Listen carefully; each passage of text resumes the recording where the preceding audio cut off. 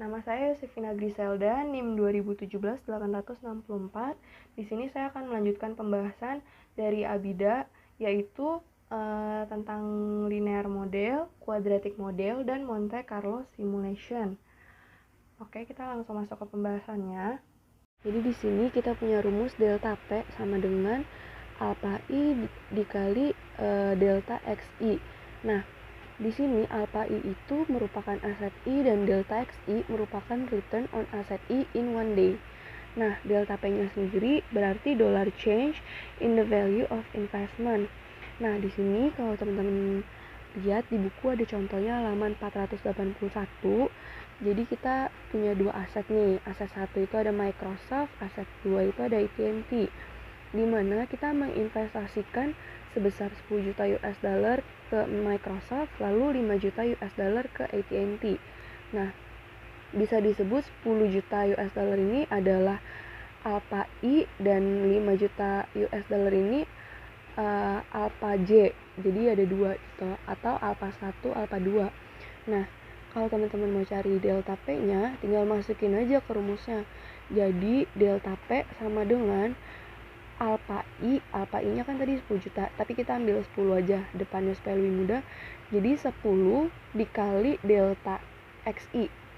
10 delta XI ditambah yang kedua asetnya itu 5 delta X2. Kayak gitu. Nah, di sini nanti kalau teman-teman mau cari P-nya tinggal dicari aja tergantung dari X-nya diketahui berapa. Sebenarnya kalau di sini kita lebih fokus ke pembahasan yang selanjutnya 21.2 ini. Jadi kalau untuk rumus yang ini cukup sampai di sini. Kalau teman-teman mau cari ini nanti tinggal diganti-ganti aja returnnya kayak gitu. Oke, kita lanjut ke pembahasan selanjutnya. Nah, karena di chapter ini pembahasan kita fokus pada value at risk. Jadi di sini kita akan mengukur resiko dari investasinya kayak gitu. Nah, di sini ada rumusnya yaitu delta P kuadrat sama dengan rho IJ dikali alpha 1 dikali alpha 2 dikali standar deviasi I dikali standar deviasi J. Nah, di chapter ini kan kita bahas value at risk ya, atau resiko. Nah, di sini kita ada ukur standar deviasi I dan J, yaitu daily volatility of asset I atau aset J. Jadi ada dua aset kan, ini aset 1, ini aset 2, sama aja. Nah, rumusnya itu kayak gini. Jadi nanti yang standar deviasi P kuadrat itu merupakan varians dari delta P, lalu rho IJ ini merupakan koefisien korelasi between delta XI dan delta XJ yang tadi di awal. Terus ada aset 1 sama aset 2. Nah, untuk semuanya ini angkanya udah diketahui. Kalau teman-teman mau lihat ada di halaman 482 contohnya. Dari rumus itu bisa juga disamakan dengan rumus yang ini. Jadi sama aja antara rumus ini dan rumus ini. Nah, terus kalau di buku itu diketahui standar deviasi 1 0,02, standar deviasi 2-nya 0,01. Terus rho-nya itu 0,3, aset 1-nya 10, aset 2-nya 5. Nah, udah kalau kayak gitu tinggal masukin aja ke rumusnya. Jadi aset 1 kuadrat dikali standar deviasi 1 kuadrat. Nah, aset satunya itu kan 10 kuadrat dikali 0,02 kuadrat dari sini. Sama dari sini. Udah, terus yang kedua juga nih, aset 2 jangan lupa ditambah 5 kuadrat dikali 0,01 kuadrat. Kayak gitu. Terus ditambah lagi sama yang rumus sebelahnya. 2 dikali rho IJ, rho-nya itu kan 0,3 di sini, dikali aset 1 kali aset 2, 10 kali 5, standar deviasi 1 kali standar deviasi 2, 0,02 dikali 0,01. Kayak gitu. Nah, ini semua 1, 2, 3 ini ditambah. Habis itu dapat hasilnya, variansnya itu 0,0485. Udah, kalau udah selesai, ini kan masih dalam bentuk kuadrat nih. Kalau kita mau cari standar deviasi P-nya aja gimana? Berarti kita akarin aja. Akar 0,0485. Teman-teman bisa hitung di kalkulator, hasilnya dapat 0,220. Kayak gitu. Nah, setelah itu kita masukin ke ND value at risk-nya. Jadi kita mau hitung selama 10 hari tuh value at risk-nya tuh berapa sih, kayak gitu. Teman-teman lihat di buku chapter 21 ini awalnya ada rumus N day value at risk, yang dimana rumusnya itu 1 day value at risk dikali akar N. N-nya itu jumlah harinya yang mau kita estimasi. Nah, kalau di sini kita mau coba hitung dengan 10 hari. Jadi kita hitung pakai 10 hari, rumusnya itu sama dengan 2,33 dikali 0,220 dikali akar 10. Nah, 2,33 ini dapat dari mana sih? Nah, asal mula 2,33 ini diambil dari the change of standard deviation over n days is a delta P akar N. Nah, kalau teman-teman masih ingat nih, mata kuliah statistika 2 itu ada confidence level. Di sini kita pakai confidence levelnya 99% atau tingkat keyakinannya. Di mana berarti ada error sebesar 1% ya dong. Nah, 1% itu kan sama dengan 0,01. Kalau teman-teman lihat di tabel yang distribusi kemarin materi kita UTS itu N-2,33 sama dengan 0,01. Makanya kita dapat 2,33 ini kayak gitu. Udah, setelah itu kita kalikan dengan 0,220 hasil dari standar deviasi ini dikali akar 10. Akar 10-nya itu 10 hari. Dapat deh hasilnya. Hasilnya itu 1,622.657.234 atau kalau kita kalikan dalam jutaan itu 1.622.657,234 US dollar kayak gitu. Nah, selanjutnya kita akan membahas tentang correlation and covariance matrix. Di sini teman-teman bisa lihat ada dua rumus, yaitu rumus covariance dan yang kedua rumus variance. Nah, untuk rumus variance-nya yang ada di sebelah kanan itu sama dengan standar deviasi I kuadrat. Kayak gitu. Untuk rumus covariance-nya itu standar deviasi I dikali standar deviasi J dikali rho I dan J kayak gitu. Nah, maksudnya itu untuk standar deviasi itu daily volatility of variable I. Lalu untuk standar deviasi J itu daily volatility of variable J, dan rho IJ itu maksudnya korelasi, koefisien korelasi antara I dan J. Nah, tadi kan kita udah belajar ya yang di linear model sebelumnya, itu ada rumus standar deviasi P kuadrat sama dengan rho IJ dikali alpha I dikali alpha J dikali standar deviasi I dikali standar deviasi J. Nah, itu bisa kita singkat aja dengan rumus yang di sebelah kanan, pojok kanan bawah, itu ada standar deviasi P kuadrat sama dengan covariance dikali alpha I dikali alpha J. Itu untuk summary-nya. Di sini ada gambar variance covariance matrix, di mana untuk barisnya itu merupakan variabel I dan kolomnya merupakan variabel J. Nah, kalau teman-teman lihat, kenapa di tengah-tengahnya itu variance yang berbentuk diagonal ke arah pojok kanan bawah? Karena kalau misalkan covariance dikali covariance itu hasilnya sama dengan variance, makanya dia membentuk suatu diagonal yaitu variance, kayak gitu. Selanjutnya ada handling interest rates. Di sini kita akan membahas tentang perubahan nilai dari portfolio obligasi di mana kita akan menyertakan durasi dalam kalkulasinya. Teman-teman bisa lihat rumusnya ada delta P sama dengan min D dikali P dikali delta Y. Di mana P merupakan value of portfolio, D merupakan modified duration of portfolio, lalu delta P merupakan change in value of portfolio in one day, lalu delta Y merupakan parallel shift in one day. Nah, di buku mengatakan bahwa pendekatan ini kurang memberikan keakurasian, kayak gitu. Kalau teman-teman mau tahu lebih lanjut, mungkin bisa langsung aja cek di website yang tertera di situ.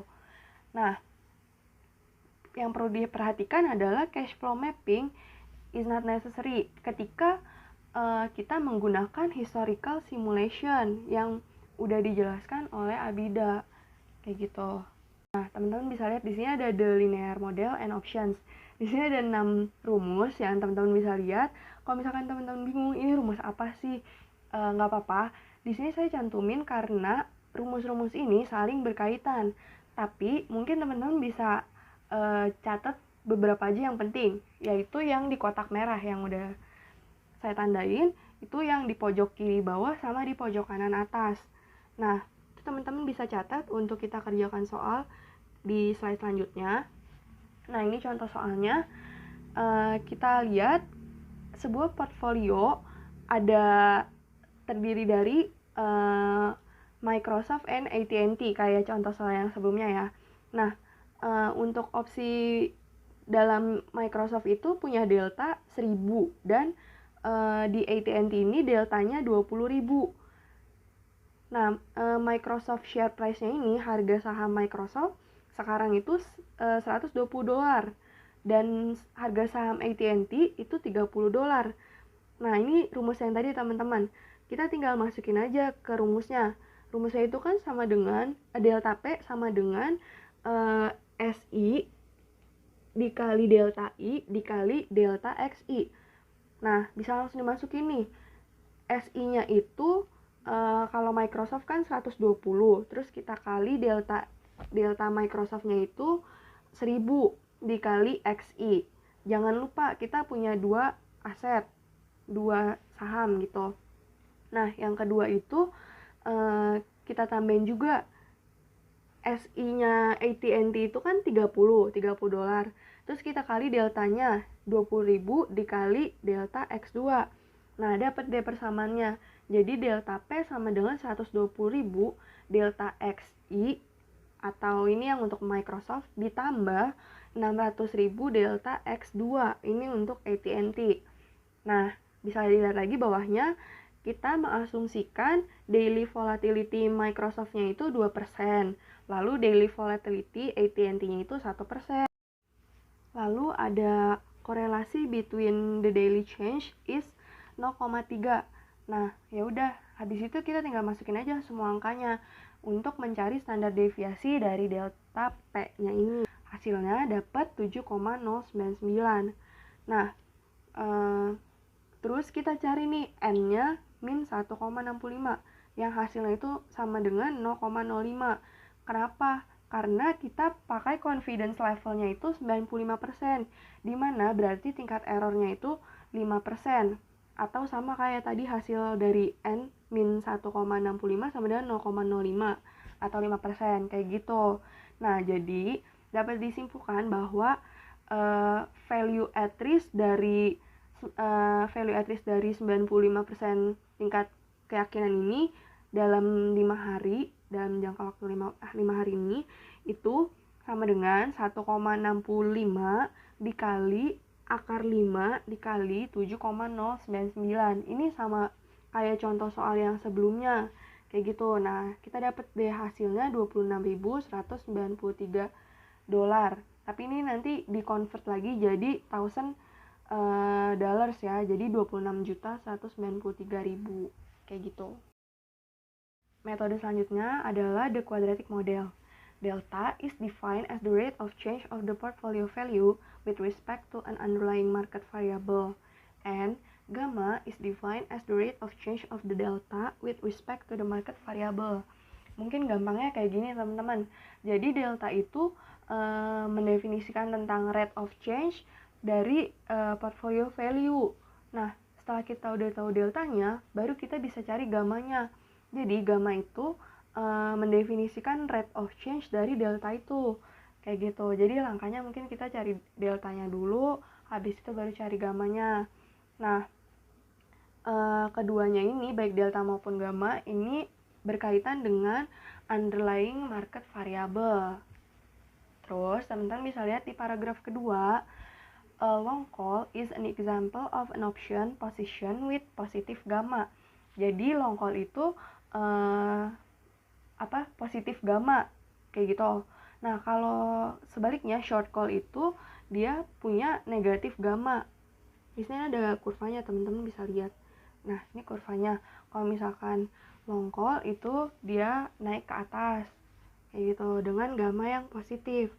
Kalau short call ini gamma yang negatif, jadi dia turun ke bawah. Ini juga berkaitan sih kurvanya sama materi yang udah Abida jelaskan di awal-awal. Metode selanjutnya ada Monte Carlo Simulation. Di sini kita akan menghitung one day value at risk dari portfolio, di mana ada 6 prosedur yang ada di gambar. Yang pertama, value the portfolio today. Nah, ini caranya itu menggunakan current values of market variables. Nah, yang kedua, sample ones from the multivariate normal probability distribution of the delta xi. Lalu yang ketiga, use the values of the delta xi that are sampled to determine the value of each market variables at the end of one day. Nah, langkah yang keempat, revalue the portfolio at the end of the day in usual way. Ini supaya konsisten. Jadi, menggunakan cara yang biasanya, in usual way. Langkah yang kelima, itu kita subtract the value calculate in step 1 from the value in step 4 to determine a sample of delta P. Jadi di sini kita kurangkan nih hasil yang udah kita hitung di step 1 dengan hasil yang udah kita hitung di step 4. Kayak gitu. Untuk mendapatkan si delta P-nya ini. Oke, cara yang keenam, repeat steps 2 to 5 many times to build up a probability distribution for delta P. Jadi kita ulang terus caranya. Baik, sekian presentasi dari saya. Kurang lebihnya mohon maaf. Jika ada usul dan saran atau mungkin mohon ralatnya Pak Riko dan teman-teman bisa langsung disampaikan aja. Selanjutnya pembahasan akan dilanjutkan oleh Alma. Terima kasih.